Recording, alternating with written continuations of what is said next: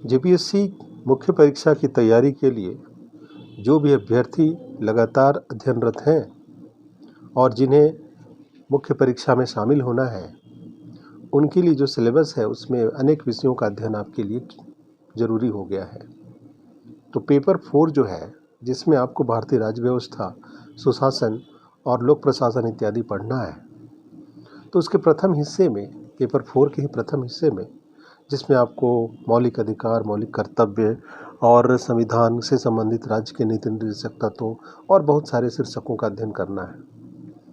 मैं आज आपके समक्ष एक प्रश्न ला रहा हूँ, मौलिक कर्तव्यों से जुड़ा हुआ है वो प्रश्न, और ये प्रश्न इसलिए आपके लिए संभावित होगा, ये अच्छे प्रश्नों की तरह आप इसे स्वीकार करेंगे ताकि ऐसे ही कुछ नवीनतम प्रश्नों को परीक्षा हॉल में देखने को मिल सकता है आपको।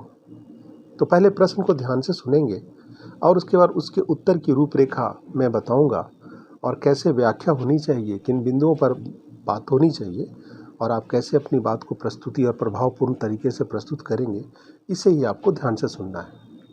पहले प्रश्न है, प्रश्न को इस प्रकार से सुनेंगे।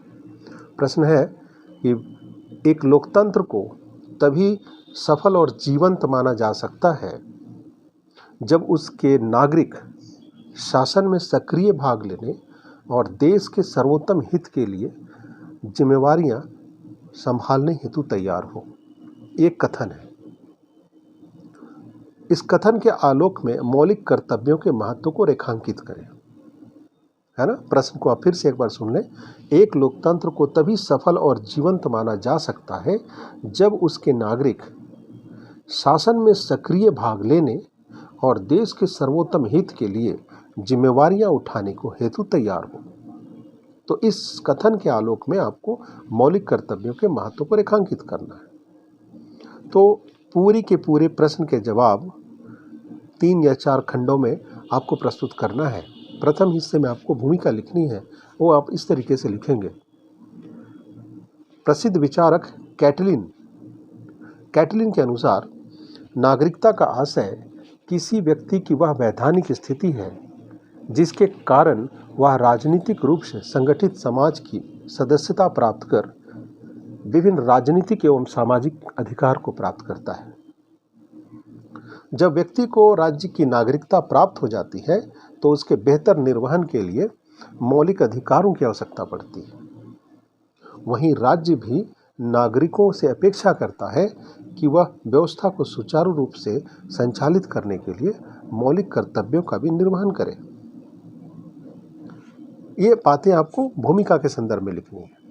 आगे फिर आप नई चीज़ें जोड़ते हैं अगले पैराग्राफ में कि भारत में प्राचीन काल से ही कर्तव्यों के निर्वहन की परंपरा का महत्व रहा है और व्यक्ति के कर्तव्यों पर जोर दिया जाता रहा है। आप संदर्भ यहाँ जोड़ेंगे भगवद गीता का, कि भगवद गीता में भगवान कृष्ण ने कहा है कि व्यक्ति को फल की अपेक्षा अपने कर्तव्यों का निर्वहन करना चाहिए। इसी तरह गांधी जी के भी विचार आपको लिखने चाहिए। गांधी जी का विचार था कि हमारे अधिकारों का सही स्रोत हमारे कर्तव्य ही होते हैं और यदि हम अपने कर्तव्यों का सही ढंग से निर्वहन करेंगे तो हमें अधिकार मांगने की आवश्यकता नहीं पड़ेगी। आगे आप लिखेंगे अगले पैराग्राफ में कि भारतीय संविधान नागरिकों के अधिकारों और कर्तव्यों को संतुलित करता है। भारतीय संविधान के भाग 4 के 42वें संशोधन अधिनियम जो 1976 में जोड़ा गया था, उसमें मौलिक कर्तव्यों को जोड़ा गया था और संविधान में अनुच्छेद 51A के तहत वर्णित जो 11 मौलिक कर्तव्यों दर्ज हैं, उनमें 10 को 42वें संविधान संशोधन के माध्यम से जोड़ा गया, जबकि 11वां मौलिक कर्तव्य को वर्ष 2002 में 86वें संविधान संशोधन के द्वारा भारतीय संविधान में शामिल किया गया। भारतीय संविधान में मौलिक कर्तव्यों की जो अवधारणा है वो आपको पहले से ज्ञात है कि वो फॉर्मर यूएसएसआर के द्वारा ये संविधान से हमने लिया है। तो ये बातें भी आपको जोड़नी चाहिए। अगले पैराग्राफ में आप विशेषताओं के संदर्भ में अपनी बात रखेंगे, अर्थात मौलिक कर्तव्यों की विशेषताएं आप लिखने जा रहे हैं। आप लिखेंगे कि मौलिक कर्तव्यों के तहत नैतिक और नागरिक दोनों ही प्रकार के कर्तव्य शामिल किए जाते हैं, जैसे स्वतंत्रता के लिए हमारे राष्ट्रीय संघर्ष को प्रेरित करने वाले महान आदर्शों का पालन करना, ये एक प्रकार का नैतिक कर्तव्य है।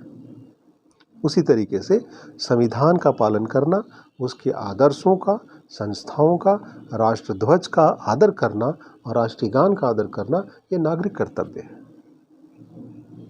गौरतलब बात है कि कुछ मौलिक अधिकार भारतीय नागरिकों के साथ साथ विदेशी नागरिकों को भी प्राप्त है, परंतु मौलिक कर्तव्य केवल भारतीय नागरिकों को ही प्राप्त है। अगली पैराग्राफ में लिखेंगे कि संविधान के अनुसार मौलिक कर्तव्य गैर परिवर्तनीय होते हैं। इसके अतिरिक्त संविधान के तहत उल्लेखित मौलिक कर्तव्य भारतीय परंपरा, पौराणिक कथाओं, धर्म और पद्धतियों से भी संबंधित है। तो ये बातें विशेषताओं के संदर्भ में लिखनी चाहिए। अब आप मौलिक कर्तव्यों के महत्व को लिखने जा रहे हैं। आपकी व्याख्या ऐसी होनी चाहिए कि गौरतलब है कि दुनिया भर के कई देशों ने जिम्मेवार नागरिकों के सिद्धांतों को मूर्त रूप देने के लिए या कई रूपों में बदलाव किया है। जैसे आप अमेरिका की बात कर रहे हैं, अमेरिका के द्वारा अपने नागरिकों के लिए सिटीजन एल्मेनाक, जिसको आप हिंदी में पंचांग कहते हैं, उसके नाम से दस्तावेज जारी किया जाता है, जिसमें सभी नागरिकों के कर्तव्यों का विवरण दिया जाता है। इसी तरह से एक और उदाहरण आप सिंगापुर का ले सकते हैं कि सिंगापुर, जिसके विकास की कहानी नागरिकों के कर्तव्यों के पालन से ही शुरू हुई है, नतीजतन सिंगापुर ने कम समय में ही स्वयं को अल्प विकसित राष्ट्र से विकसित राष्ट्र में अपने आप को बदल दिया है।